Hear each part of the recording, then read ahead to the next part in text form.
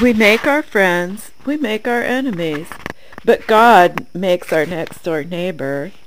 Hence he comes to us, clad in all the careless terrors of nature. He is as strange as the stars, as reckless and indifferent as the rain. He is man, the most terrible of the beasts. That is why the old religions and the old scriptural language showed so sharp a wisdom when they spoke not of one's duty towards humanity, but one's duty towards one's neighbor. The duty towards humanity may often take the form of some choice which is personal or even pleasurable. That duty may be a hobby. It may even be a dissipation. We may work in the East End because we are peculiarly fitted to work in the East End, or because we think we are. We may fight for the cause of international peace because we are very fond of fighting. The most monstrous martyrdom, the most repulsive experience may be the result of choice or a kind of taste. We may be so made as to be peculiarly fond of lunatics, or specially interested in leprosy. We may love Negroes because they are black, or German socialists because they are pedantic. But we have to love our neighbor because he is there. A much more alarming reason for a much more serious operation. He is the sample of humanity which is actually given us. Precisely because he may be anybody, he is everybody. He is a symbol because he is an accident. Doubtless men flee from small environments into lands that are very deadly. But this is natural enough, for they are not fleeing from death. They are fleeing from life. And this principle applies to ring within ring of the social system of humanity. It is perfectly reasonable that men should seek for some particular variety of the human type, so long as they are seeking for that variety of the human type, and not for mere human variety. It is quite proper that a British diplomatist should seek the society of Japanese generals, if what he wants is Japanese generals. But if what he wants is people different from himself, he had much better stop at home and discuss religion with the housemaid. It is quite reasonable that the village genius should come up to conquer London, if what he wants is to conquer London. But if he wants to conquer something fundamentally and symbolically hostile, and also very strong, he had much better remain where he is, and have a row with the rector. The man in the suburban street is quite right if he goes to Ramsgate for the sake of Ramsgate, a difficult thing to imagine, but if, as he expresses it, he goes to Ramsgate for a change, then he would have a much more romantic and even melodramatic change if he jumped over the wall into his neighbor's garden. The consequences would be bracing in a sense far beyond the possibilities of Ramsgate hygiene. Now, exactly as this principle applies to the empire, to the nation within the empire, to the city within the nation, to the street within the city, so it applies to the home within the street. The institution of the family is to be commended for precisely the same reasons that the institution of the nation or the institution of the city are in this matter to be commended.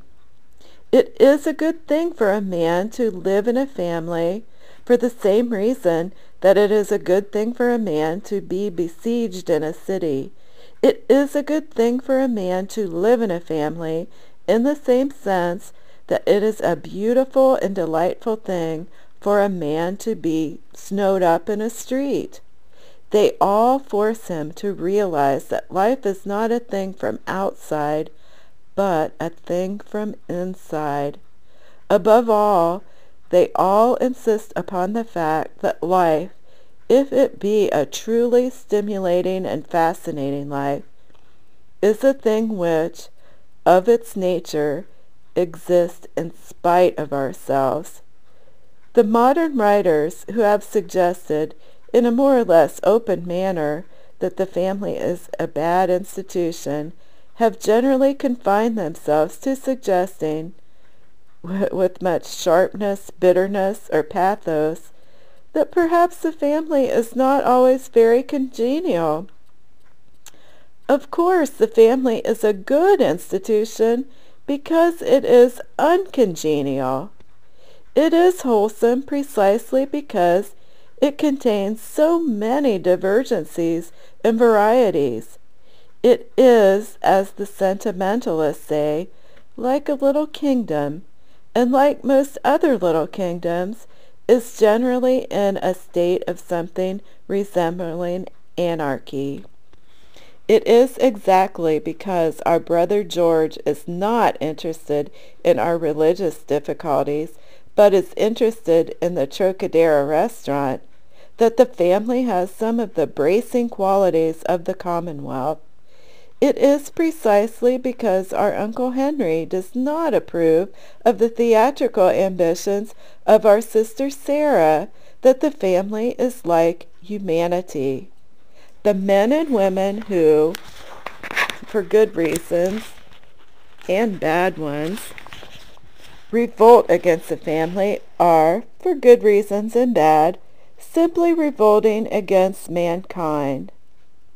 Aunt Elizabeth is unreasonable, like mankind. Papa is excitable, like mankind. Our youngest brother is mischievous, like mankind. Grandpa is stupid, like the world. He is old, like the world. Those who wish, rightly or wrongly, to step out of all this do definitely wish to step into a narrower world. They are dismayed and terrified by the largeness and variety of the family. Sarah wishes to find a world wholly consisting of private theatricals. George wishes to think the Trocadero a cosmos. I do not say for a moment that the flight to this narrower life may not be the right thing for the individual, any more than I say the same thing about flight into a monastery. But I do say that anything is bad and artificial which tends to make these people succumb to the strange delusion that they are stepping into a world which is actually larger and more varied than their own. The best way that a man could test his readiness to encounter the common variety of mankind would be to climb down a chimney into any house at random and get on as well as possible with the people inside. And that is essentially what each one of us did on the day that he was born. This is indeed the sublime and special romance of the family. It is romantic because it is a toss-up. It is romantic because it is everything that its enemies call it. It is romantic because it is arbitrary. It is romantic because it is there. So long as you have groups of men chosen rationally, you have some special or sectarian atmosphere. It is when you have groups of men chosen irrationally that you have men. The element of adventure begins to exist, for an adventure is, by its nature, a thing that comes to us. It is a thing that chooses us, not a thing that we choose. Falling in love has been often regarded as the supreme adventure, the supreme romantic accident. insomuch as there is in it something outside ourselves, something of a sort of merry fatalism. This is very true. Love does take us and transfigure and torture us. It does break our hearts with an unbearable beauty, like the unbearable beauty of music. But insofar as we have certainly something to do with the matter, insofar as we are in some sense prepared to fall in love, and in some sense jump into it, insofar as we do to some extent choose, and to some extent even judge, in all this, falling in love is not truly romantic, is not truly adventurous at all. In this degree, the supreme adventure is not falling in love. The supreme adventure is being born. There we do walk suddenly into a splendid and startling trap. There we do see something of which we have not dreamed before. Our father and mother do lie in wait for us and leap out on us like brigands from a bush. Our uncle is a surprise. Our aunt is, in the beautiful common expression, a bolt from the blue. When we step into the family, by the act of being born, we do step into a world which is incalculable, into a world which has its own strange laws, into a world which could do without us, into a world that we have not made.